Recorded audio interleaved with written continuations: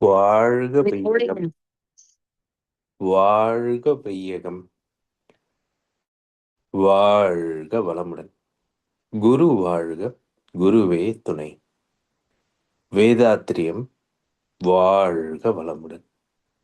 இன்று வரை தோன்றிய அனைத்து சித்தர்களும் மகான்களும் மற்றும் வேதாத்திரிய கோட்பாடுகளை அர்ப்பணிப்போடு உலகெங்கும் உணர்வாக்கிக் கொண்டிருக்கும் வேதாத்திரிய உள்ளங்களின் மதிநுட்பமும் குரு அருளோடு சுக்குமமாய் சூழ்ந்து நாம் உய்வதற்கு துணை நிற்குமாறு என்று சங்கற்பித்துக் கொண்டு இன்றைய தவ நிகழ்வை இறைவணக்கம் மற்றும் குரு வணக்கத்தோடு இனிதே துவங்குகின்றோம். இறைவணக்கம் பாட அருள்நிதி ஆனந்த் வெங்கடேசன் ஐயா அவர்களும், குரு வணக்கம் பாட அருள்நிதி தமிழரசி ஆறுமுகம் அம்மா அவர்களும். வாய்ப்புள்ள பாடுங்கம்மா. வாழ்களும் வாழ்வுடன் இறைவணக்கம். ஆதி எனும் பரம்பொருள் மெய்யெழுச்சி பெற்று அணுவென்ற உயிராகி அணுக்கள் கூடி மோதி இணைந்து இயங்குகின்ற நிலைமைக்கேற்ப மூலகங்கள் பலவாகி அவை இணைந்து பேதித்த அண்ட கோடிகளாய் மற்றும் பிறப்பு இறப்பிடை உணர்தல் இயக்கமாகி நீதி நெறி உணர் மாந்தராகி வாழும் நிலையுணர்ந்த தொண்டாற்றி இன்பம் காண்போம். வாழ்க வளமுடன். வாழ்க வையகம், வாழ்க வளமுடன். குரு வாழ்க, குருவே துணை. உருவத்திடை உந்தன் பூவிரலால் தொட்டு எந்தன் உயிருணர்த்தி புன்செயல்கள் பதிவளித்து பூர்வநிலை அறிவறிய துரியம் தந்து கருவறிந்து அகத்தவத்தால் கலங்கங்கள் போக்க பெரும் கலர்த்தமர்த்தி கருத்துடனே விளைவறிந்து ஐந்து புலன்களையாளும் கலை போதித்து உருவத்தில் உயிரை உயிருக்குள் உள்ளமை பொருளை அறிவாய் காட்டி ஒழுக்கத்தால் உலகினையே நட்பு கொள்ளும் அன்பு நெறி விளங்க வைத்து திருத்தமோடு காய கற்பம் சீர் கர்மயோகம் உடற்பயிற்சி தந்து சிந்தனையை உடல் நலத்தை சீரமைத்து உய்வித்த குருவே வாழ்க. சிந்தனையை உடல் நலத்தை சீரமைத்து உய்வித்த குருவே வாழ்க, குருவே வாழ்க. வாழ்க வளமுடன். வாழ்க வளமுடன். இன்றைய 9 மைய தவத்தினை மிகச்சிறந்த முறையிலே வழிநடத்திய ஞானாசிரியர் அருள்நிதி ஜமுனாராணி அம்மா அவர்களும் அவர் தம் அன்பு குடும்பத்தினரும் அருட்பேராற்றல் கருணையினால் உடல் நலம், நீள் ஆயுள், நிறை செல்வம், உயர் புகழ், மெய் ஞானம் ஓங்கி வாழ்க வளமுடன், வாழ்க வளமுடன், வாழ்க வளமுடன். நன்றிகள் அம்மா. வாழ்க வளமுடன். தொடர்ந்து ஞானமும் வாழ்வும் கவிதை தொகுப்பில் இருந்து இன்றைய கவிக்கு வழக்கம் வழங்கிட மூத்த பேராசிரியர் ஞானாசிரியர் அருள்நிதி பழனிசாமி வேலுச்சாமி ஐயா அவர்களை அன்போடு அழைத்து அமைவோம். வாழ்க வளமுடன் ஐயா. வாழ்க வளமுடன் ஐயா. வாழ்க வையகம், வாழ்க வையகம், வாழ்க வளமுடன். குரு வாழ்க, குருவே துணை. சான்றோர் பெருமக்களே, ஞானமும் வாழ்வும் கவிதை தொகுப்பின் தொடர் சிந்தனையில் இனி பிறவி இல்லை என்ற கருத்திலே தொடர்ந்து கவிகளை சிந்தித்து வருகின்றோம். இன்றைக்குள்ள கவி சிலை வணக்கத்தின் எல்லை. சிலை வணக்கத்தின் எல்லை. இறைநிலையே அறிவாக இருக்கும் போது இவ்வறிவை சிலை வடிவத்து எல்லை கட்டி குறை போக்க பொருள் புகழ் செல்வாக்கு வேண்டி கும்பிட்டு பலன் கண்ட வரையில் போதும். நிறைநிலைக்கு அறிவு விரிந்து உண்மை காண நேர்வழியாம் அகத்தவத்தை குருவால் பெற்று முறையாக பயின்று உன்னில் இறையை தேட முனைந்திடுவீர், காலம் வீணாக்க வேண்டாம். சிலை வணக்கத்தின் எல்லை என்றால் ஒரு கட்டம் வரைக்கும் சிலை வணக்கம் அவசியம். ஒரு கட்டத்திலே அதன் எல்லை கடந்து அருவ நிலையை அறிய வேண்டும். இதைத்தான் 3 வகைகளாக அறிவின் பக்குவ நிலை என்று கூட வைத்துக் கொள்ளலாம். நம்பிக்கை, விளக்கம், முழுமை பேறு, இது அறிவினுடைய பக்குவ நிலை. அதற்கு உள்ள மார்க்கம் சிலை வணக்கம், விளக்கம், அனுபவம். இப்ப சிலை வணக்கம் இன்றைக்கும் அவசியம்தான். மகரிஷி கோவில் வேண்டான்னு எங்கேயும் சொல்லல. அவருடைய நோக்கத்தை தெரிந்து பயன் கொண்டால்தான் இதிலிருந்து இதை கடந்து அடுத்த உயர்வுக்கு எட்ட முடியும். இல்லை என்றால் இதிலேயே தேங்கி ஒரு சாக்கடை வாழ்க்கையாக போகும். இயற்கை நீதியை தேக்கம் கிடையாது. மாற்றங்களை நிகழ்த்தி கொண்டே இருப்பது தானே இயற்கை விதி. எனவே தேக்கம் என்பதே இயற்கை விதிக்கு உட்பட்டதல்ல. தேங்கினால் நீர் அசுத்தமாகும். அது தேங்குவதற்கு காரணம் இயற்கையாக இருந்தால் நிலத்தினுடைய வேறுபாடு தானே. குழியாக இருந்தால் அங்கே குளம் தண்ணி தேங்கும். அப்போ தேக்கி பயன்படுத்துவது ஒரு வகை என்றாலும் கூட அது மழை காலத்துல பயனாகும். தொடர்ந்து நீர் வரத்து இல்லாமலேயே தேக்கம் இருந்தால் அந்த குளம் பயன்படாது. அதில் ஏகப்பட்ட கிருமிகள் உருவாயிடும், பாசி உருவாகும். அதே போல வாழ்க்கையிலையும் அறிவு தேக்கமடைந்தால் வளர்ச்சி இல்லை. அறிவு தேக்கமடைந்தால் வளர்ச்சியும் இல்லை, மனிதனாக பிறந்ததற்கான அர்த்தமும் இல்லை. எனவே வளர்ச்சி தான் முழுமை வரைக்கும் வளர்ந்து முடிவதுதான் இயற்கையுடைய நியதி. இறைத்துகளிலே தொடங்குகின்ற பயணம் மீண்டும் இறைத்துகளாகித்தானே முடிகிறது. இதுதான் இயற்கையுடைய நியதி. எனவே அறிவின் முழுமைக்கு என்று ஏற்படுத்தப்பட்ட சிலை வணக்கம், ஆலை வழிபாடு, இதிலேயே தேங்கி போனதைத்தான் உலகெங்கும் காண்கின்றோம். எங்குமே அறிவியல் பூர்வமான விளக்கம் இல்லை. எல்லா இடத்திலையும் ஒரு பதவி, அதுல ஒரு பற்று பந்தம், அதற்காகவே செய்கின்ற சில செயல்பாடுகள், ஒரு தலைமையை ஏற்றுக்கொண்டு அவருக்கு அடிமையாக இருப்பதையே சுகம் என்று நம்புகின்ற ஒரு கூட்டம், இது எல்லா இடத்திலும் இருக்கு. அறிவு என்பது யாருக்கும் அடிமையாகாது. அறிவு எப்பவுமே சுதந்திரமானது. அது அனுபவத்தில் வருகின்ற போதுதான் தேவை, பழக்கம், சூழ்நிலை இவற்றுக்கு ஏற்ப அது அடிமைப்படவும் செய்கிறது, சுதந்திரமாக இருக்கவும் செய்கிறது. எனவே சிலை வணக்கத்திற்கு ஒரு எல்லை உண்டு.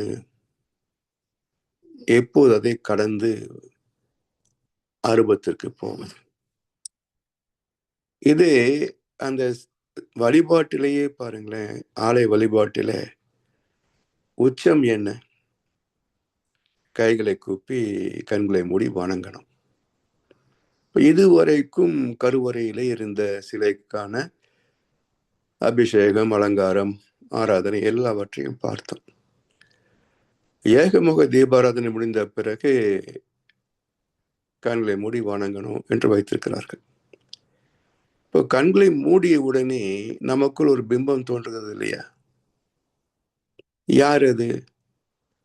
இதுவரைக்கும் எந்த சிலையை பார்த்து கொண்டிருந்தோமோ அந்த சிலையின் ஒரு பிரதி, நம்முடைய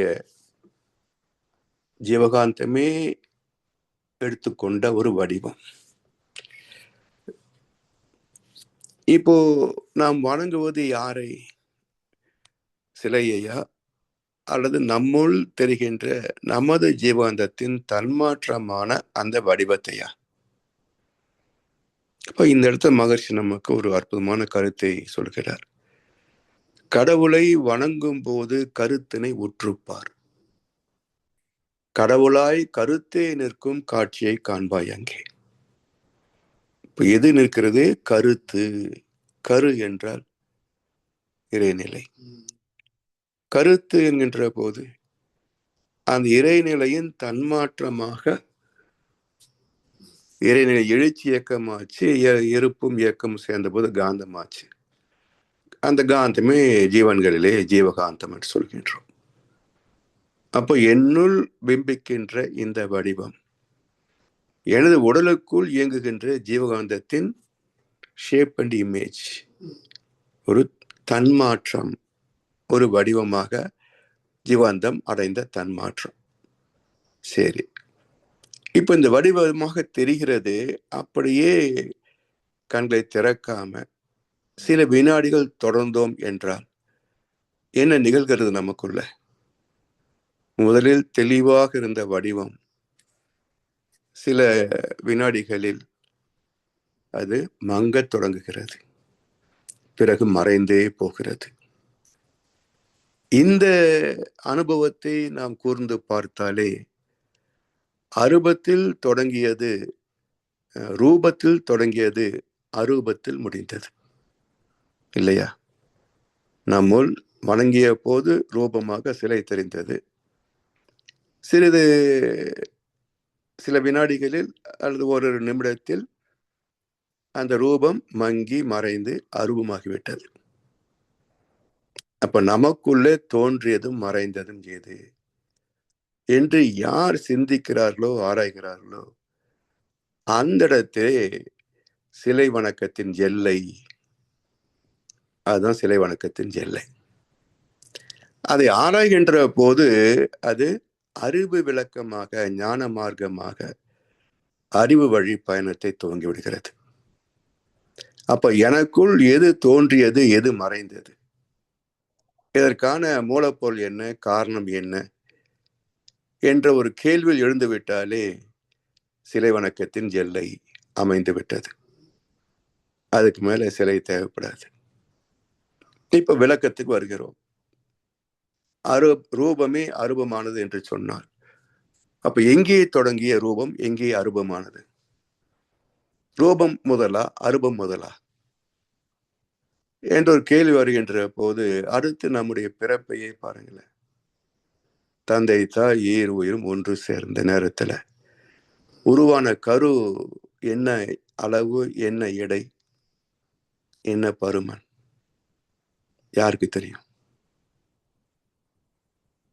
அப்ப 48 நாட்கள் வளர்ந்த பிறகு மருத்துவரிடத்திலே போய் சோதிக்கின்ற போதும் மருத்துவருடைய படிப்புக்கும் அனுபவத்திற்கும் எட்டுவது இல்லை. கருவியில பார்த்து சொல்றார். அல்ட்ராசவுண்ட் பார்த்துட்டு உண்டாகி இருக்கிறது என்று சொல்றார். அப்போ தந்தை தாய் காரணம் என்றாலும் தானம் செய்த தந்தைக்கும் தெரியவில்லை, ஏற்றுக்கொண்ட தாய்க்கும் தெரியவில்லை, மருத்துவ துறையிலே தேர்ச்சி பெற்ற மருத்துவருக்கும் தெரியவில்லை. ஆனால் உருவான கரு வளர்கிறது. ஒரு நாள் பிரசவமாகிறது, 9 மாதம் கழித்து பிரசவமாகிறது. இப்போ இந்த உடலுக்கே மூலம் ரூபமா அரூபமா? இப்போ இவ்வளவு எடை பருமன் வாழ்க்கை என்று வாழ்ந்து கொண்டிருக்கின்றோமே, இந்த உடல் தாயின் கர்ப்பத்தில் ஜனித்த போது என்ன உருவம்? மனிதனுடைய கணிப்புக்கும் விஞ்ஞான அறிவுக்கும் எட்டாத ஒன்றல்லவா? அப்ப அரூபம் தானே ரூபமாயிருக்கிறது.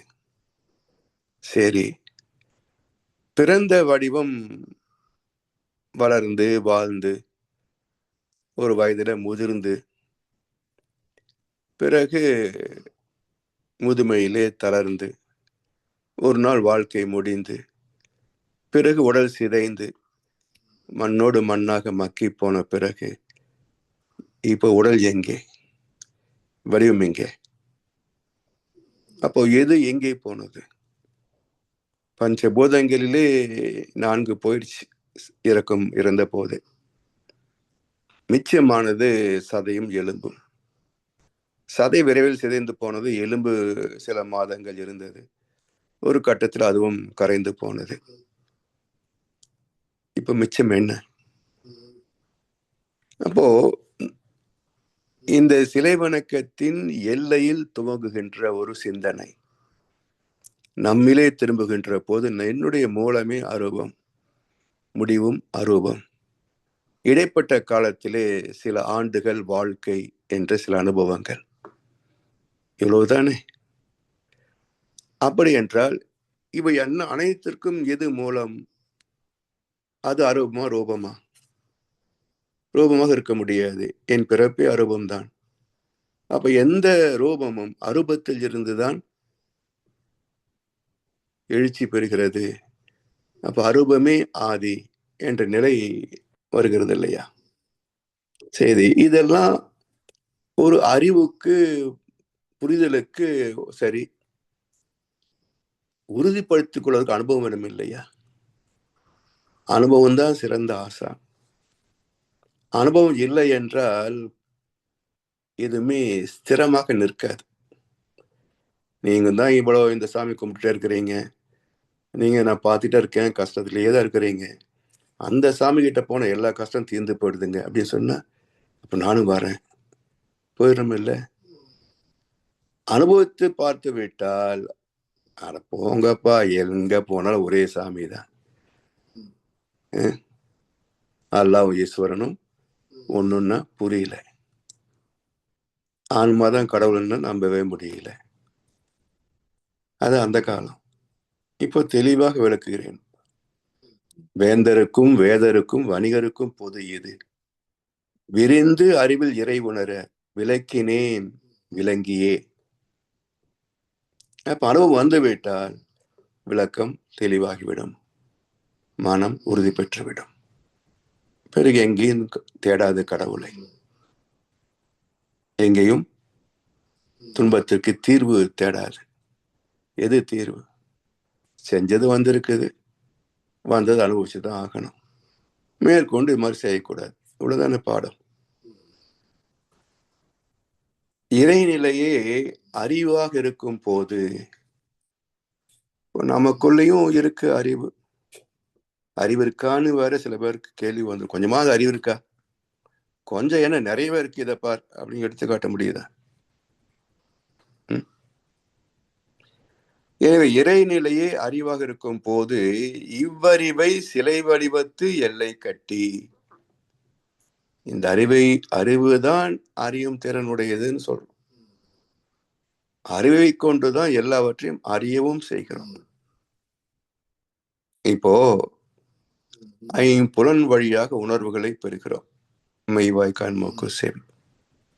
எது அறிகிறது?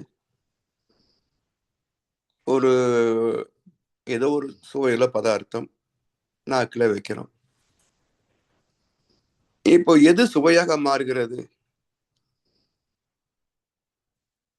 ஆரோக்கியமாக உள்ளவரிடத்துல ஒரு இனிப்பு நாக்கில் வச்ச முன்ன இது மைசூர்பா லட்டுன்னு சொல்றாரு.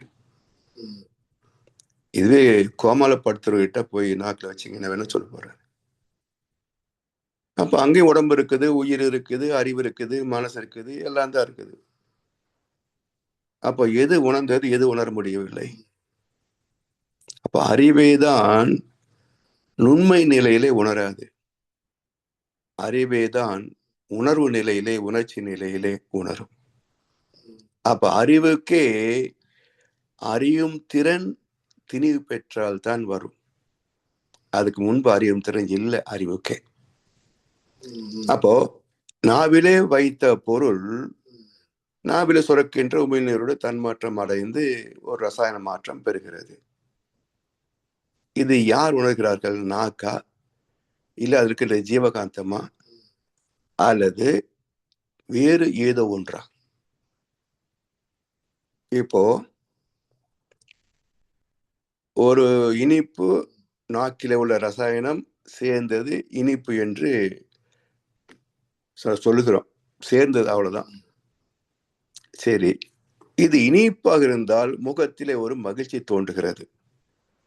அதே பாவக்காய் வச்சிங்கன்னா முகத்திலே ஒரு என்ன தோன்றுறதுங்க? ஒரு மாதிரியான வெறுப்புன்னு சொல்ல முடியலன்னாலும் ஒரு விரும்பாமை தெரியுது இல்ல, கசக்குது அப்படின்னு. சரி, நாக்கில தன்மாற்றம் அடைந்தது இனிப்பு கசப்பு பேதம் தெரியுது. முகத்தில் ஏன் மாற்றம்?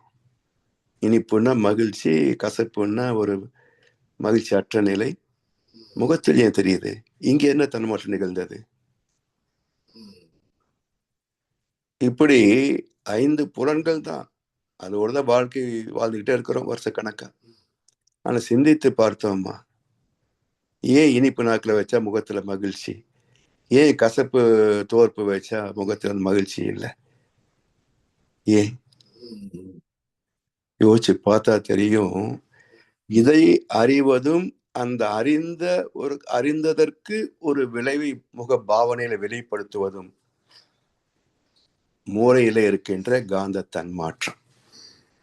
மூளையில் நடக்கின்ற காந்த தன்மாற்றம். Hypothalamus, medullar, lobes, limbic, hypothalamus, medullar. Medullar கை கால் இயக்கத்தை நிர்வாகப்படுத்தக்கூடியது, மூளையின் ஒரு பகுதி. உணர்வுகளை வெளிப்படுத்துவது ஹைப்போதலமஸ்.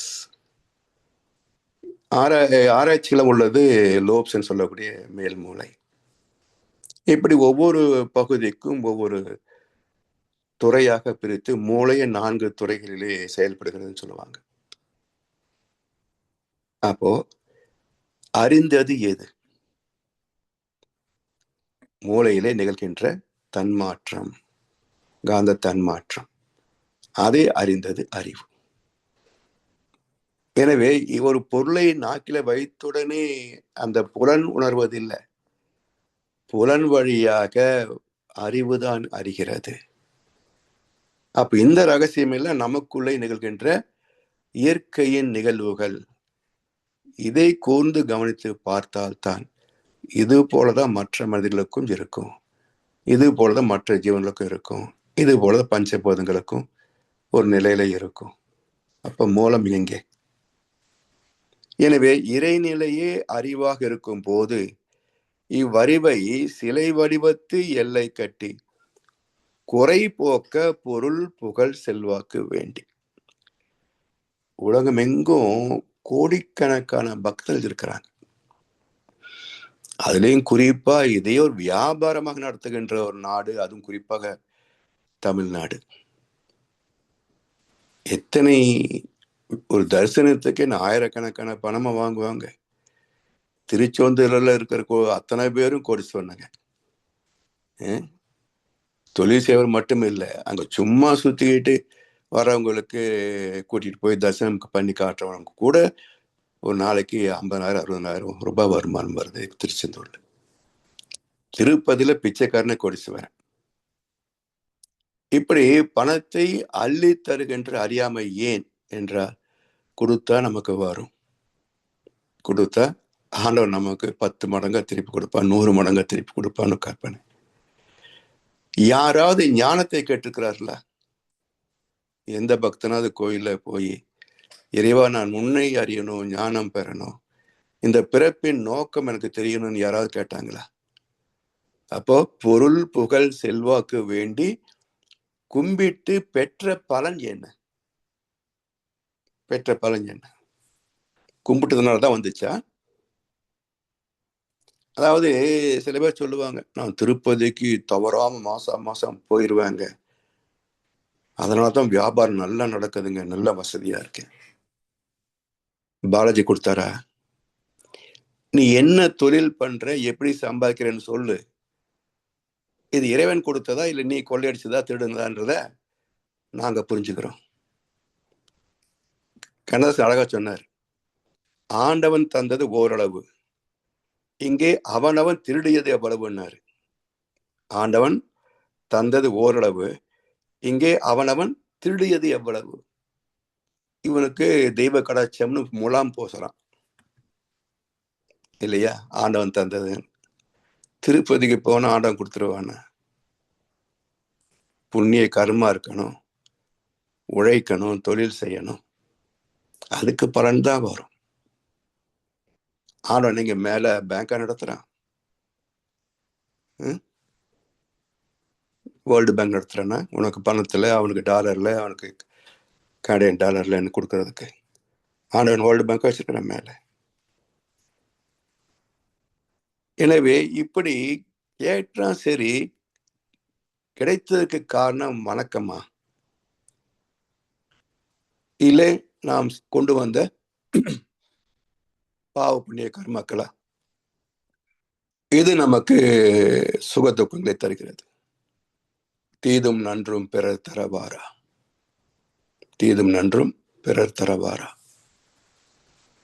எனவே இதை புரிந்து கொண்டோம் என்றால், பொருள் புகழ் செல்வாக்கு வேண்டி கும்பிட்டு பலன் கண்ட வரையில் போதும்.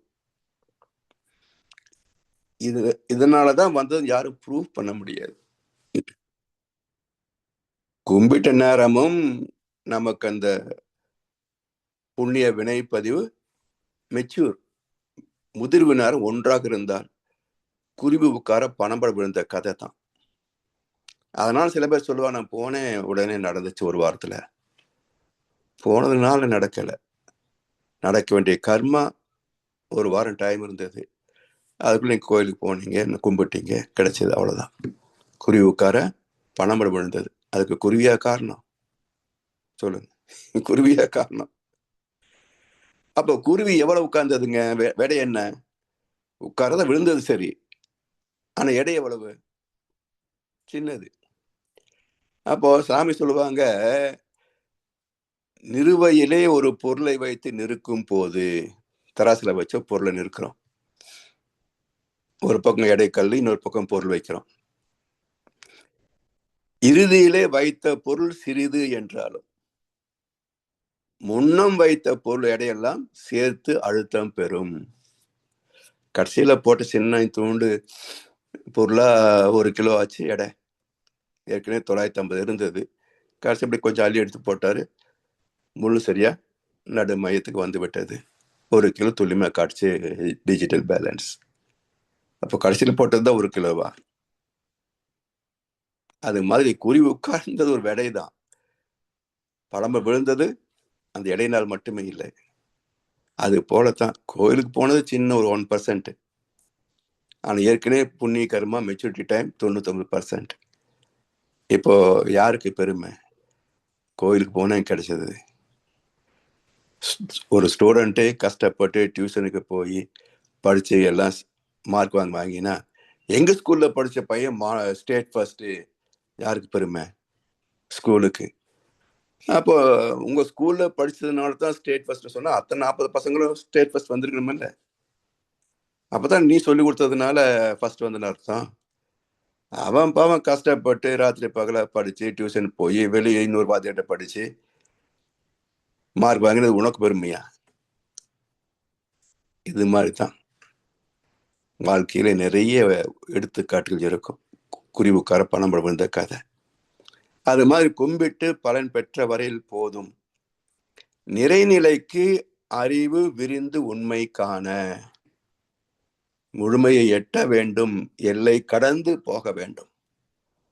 ரிலிஜியன் என்ற வார்த்தையே எல்லைகளை கடப்பதுன்னு அர்த்தம். Relieving from all regions is religion. Region எல்லைகள். அப்ப எல்லைகளை கடப்பதற்கான மார்க்கத்தை, வழியை காட்டுவதற்கு பேர் தான் ரிலிஜியன். இதுக்கு அருமையான டெஃபினிஷன் கொடுத்தவர் Osho. Relieving from all regions is religion. ஆனா என்ன நடந்தது? மதம் என்றால் கட்டுப்பாடுகள் உண்டு. அப்ப எல்லைகளை கடக்க வேண்டிய வழி காட்டுகின்ற மதமே எல்லையாகிவிட்டால்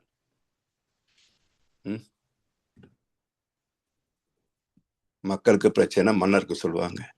மன்னருக்கே பிரச்சனைன்னு யார்கிட்ட சொல்றது?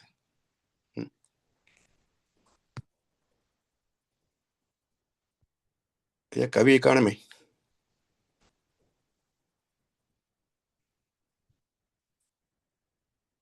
ஐயா வாழ்க வளமுடன். வாழ்க வளமுடன்.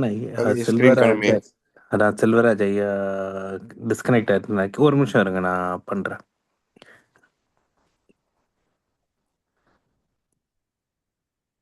விட்டுருங்க, முடிச்சிருவோம்.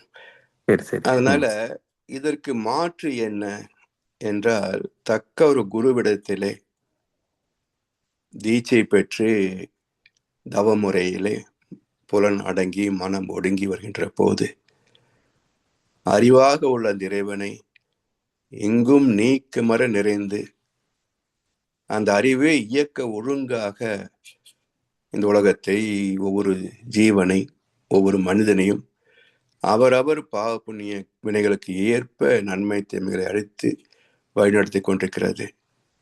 எனவே நிறைநிலைக்கு அறிவு விரிந்து உண்மை காண நேர் வழியாம் அகத்தவம். ஷார்ட்கட், சுத்து வழி இல்லை, நேர் வழி இல்லையா? பயணத்துக்கு மட்டும் பைபாஸ் பஸ் யூஸ் பண்றோம். டைரக்ட் ரூட் எதுன்னு பார்க்குறோம். ஆமை மலையேற முடியுமான்னு சொல்லுவாங்க இல்லையா? ஏன் ஏற முடியாது? ஆமை நேர மேலே போச்சு வச்சுக்கோங்க, மலை ஏறுமா ஏறாதா? சரி, முயல் இது மலை ஏறிடும் சீக்கிரம் சொல்லி வைப்பேங்க. ஆனால் சுத்திட்டு வந்து வச்சுக்கோங்களேன், ஆமை நேரம் மேலே போகுது, முயல் மலையை சுற்றி சுற்றி சுற்றி மேலே வருது. இப்போ எது முதல்ல போய் சேரும்? அது மாதிரி நேர் வழியோ அகத்தவத்தை குருவால் பெற்று குருவன்று யாருக்கும் கூட ஒண்ணாதே. அது மிக அற்புதமான ஒரு பிறப்பு. அது குருவென்று தானே சான்று ஆன்றோனாக இறைவனரு பெறுவது என்பது எங்கோ நிகழ்வது. பெரும்பாலும் என்ன என்றால் சான்றோர் தான். ஒரு குரு மூலமாகத்தான் ஒன்றை அறிந்து கொள்ள முடியும். பள்ளி கல்வியை ஒரு வாத்தியர்கிட்ட தான் போய் கத்துக்கிறோம். அதுபோல குருவன்றி யாருக்கும் கூட ஒண்ணாது என்று தீர்ப்பளித்தார் திருமூலர். அப்படி தக்க ஒரு குருவை அடைந்து, ஏன்னா குருவுல நிறைய போலிகள் அந்த காலத்துல இருந்தே இருக்கு. அவங்க பின்னாடி போனா என்ன கிடைக்கும் இல்லையா? அதனால தக்க ஒரு அசல் குருவை பெற்று முறையாக பயின்று உன்னில் இறையை தேட முனைவீர். காலம் வீணாக்க வேண்டாம். எத்தனையோ ஆயிரக்கணக்கான காலம் கடந்து போயிற்று. பக்தி மார்க்கத்திலேயே மக்களை மூழ்கடித்து அதிலேயே தேங்க வைத்து விட்ட சமுதாயம் பல ஆயிரம் ஆண்டுகள் ஆகிவிட்டது. ஆனால் யாருடைய வாழ்க்கையிலும் பிரச்சனைகள் தீரல. அப்போ என்ன நேர் வழி என்றால், செயலுக்கு தக்க விளைவுதான் தெய்வ நீதி என்பதை புரிந்து கொள்வதற்கு தெய்வத்தை அறிந்தால்தான் தெய்வ நீதி புரியும். தெய்வ நீதி புரிந்தால்தான் ஒழுக்கம் வரும். ஒழுக்கம் வந்தால்தான் மேற்கொண்டு புதிய பாவங்களை செய்ய மாட்டோம். அப்பதான் அடுத்தடுத்து வரக்கூடிய நாட்களிலே, காலங்களிலே, அல்லது அடுத்து வரக்கூடிய பிறவிகளிலே, நம்முடைய சந்ததிகளிலே துன்பமே இல்லாத இன்பம் மட்டுமே உள்ள ஒரு நிறைவான முழுமையான வாழ்க்கையை எட்ட முடியும். வேறு வழியே இல்லை என்பதனால் நம் கடமை அறவாழ்வின் நாட்டத்தை சிறக்கட்டும் என்று சொல்லி வாய்ப்பளித்த செவிமடுத்த அனைவருக்கும் நன்றி பாராட்டி இன்றைய உரையை நிறைவு செய்கின்றோம். வாழ்க வளமுடன், வாழ்க வளமுடன், வாழ்க வையகம். வாழ்க வளமுடன் ஐயா. வாழ்க வளமுடன் ஐயா. அருமையான விளக்கம். நமக்காக இன்று ஞானமும் வாழும் தலைப்பிலிருந்து பாடலுக்கு அருமையான விளக்கம் அளித்த மூத்த பேராசிரியர் அருள்நிதி பழனிசாமி வெளிச்சாமி ஐயா அவர்களை வாழ்த்துவோம். அருள்நிதி பழனிசாமி ஐயா அவர்கள் வாழ்க வளமுடன். அவர்களின் அன்பு குடும்பம், அவர்களின் உடல்நலம், அவர்களின் பொருள் வளம், மனவளம் மற்றும் அவர்களின் ஆன்மீக தொண்டு வாழ்க வளமுடன், வாழ்க வளமுடன், வாழ்க வளமுடன். பாடல்கள் பாடி நிறைவு செய்யும் தருணம். வேதாத்திரிய பாடல் பாட அருள்நிதி பிருந்தா கார்த்திகேயன் அம்மா அவர்களும், பிரம்மஞான கவி பாட அருள்நிதி சாந்தி கண்ணன் அம்மா அவர்களும், உலக நல வாழ்த்து பாட அருள்நிதி கிருபாநிதி அம்மா அவர்களையும் அன்புடன் அழைக்கின்றோம். வாழ்க வளமுடன். வாழ்க வையகம், வாழ்க வையகம், வாழ்க வளமுடன். வேதாத்திரிய பாடல். போரில்லா நல்லுலகம், பொருள் துறையில் சமநீதி, நேர்மையான நீதிமுறை, நிலவுலகுக்கோராட்சி, சீர் செய்த பண்பாடு, சிந்தனையோர் வழிவாழ்வு, சிறப்புணர்ந்த பெண்மணிப்பு, தெய்வநீதி வழிவாழ்தல், தேர் திருவிழா தவிர்த்தல், சிறுவர்க்கே விளையாட்டு, செயல் விளைவு உணர்கல்வி, சீர்காந்த நிலை விளக்கம், பார் முழுதும் உணவு நீர் பொதுவாக்கல், பல மதங்கள் பல கடவுள் பழக்கம் ஒழித்து உண்மை ஒன்றை தேர்ந்திடுதல். வாழ்க வளமுடன். நன்றி ஐயா. வாழ்க வையகம், வாழ்க வையகம், வாழ்க வளமுடன். குரு வாழ்க, குருவே துணை. பிரம்மகவி. இறைவெளியே தன்னிருக்க சூழ்ந்தழுத்தும் ஆற்றல், இதன் திணிவு மடிப்பு வில சுழலும் நுண்விண்ணாம், இறைவெளியில் விண் சுழல நெருக்குகின்ற உரசல், நிலைவெளியில் எழுப்புகின்ற நேரலைகள் காந்தமாம், மறைப்பொருளாம் காந்தம் தன் மாத்திரைகள் அவிவகை, மலைக்காதிர் விண்கூட்டம் மாபூதம் ஐந்துமாம், முறையாய அக்காந்த அலை மனமாம், உயிருடல்களில் மதி உயர்ந்து உண்மை பெற மா பிரம்ம ஞானமாம், மா பிரம்ம ஞானமாம். நன்றி ஐயா. வாழ்க வளமுடன்.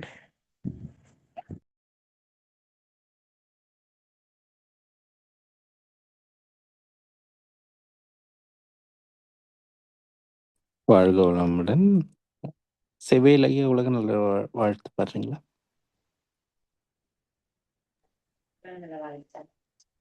பாடவா ஐயா? பாடுங்க பாடுங்க, அப்படியே பாடுங்க.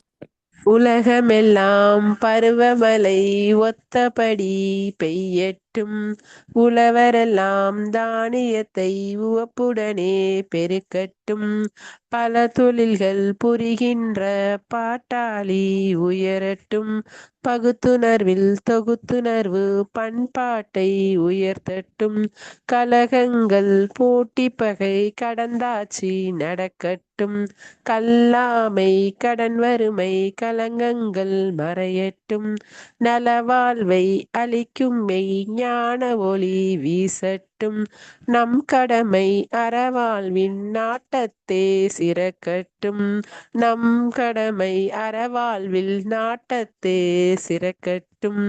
வாழ்க வையகம், வாழ்க வையகம், வாழ்க வளமுடன். நன்றி ஐயா. வாழ்க வளமுடன். வாழ்க வளமுடன். இன்றைய தவத்தில் கலந்து கொண்ட நண்பர்கள், தவத்தை வழிநடத்திய நற்சிந்தனை வழங்கிய பாடல்கள் பாடியோர் அனைவரும் வாழ்க வளமுடன். அவர்களின் அன்பு குடும்பம், அவர்களின் உடல் நலம், மனவளம், பொருள் வளம், அருள் தொண்டு, ஆன்மீக தொண்டு வாழ்க வளமுடன், வாழ்க வளமுடன், வாழ்க வளமுடன். இத்துடன் இன்றைய காலை தவம் நிகழ்வு மகிழ்வோடும் நிகழ்வோடும் இனிதே நிறைவு பெறுகிறது. இறையர்களும் குருவர்களும் நம் அனைவரையும் எப்பொழுதும் சூழ்ந்திருந்து நம்மை இந்த இறைநிலையான பயணத்திலே சிறந்த முறையிலே வழிநடத்தட்டும் என அனைவரையும் வாழ்த்தி வணங்கி நன்றி கூறி அமைகிறோம். வாழ்க வையகம், வாழ்க வையகம், வாழ்க வளம்.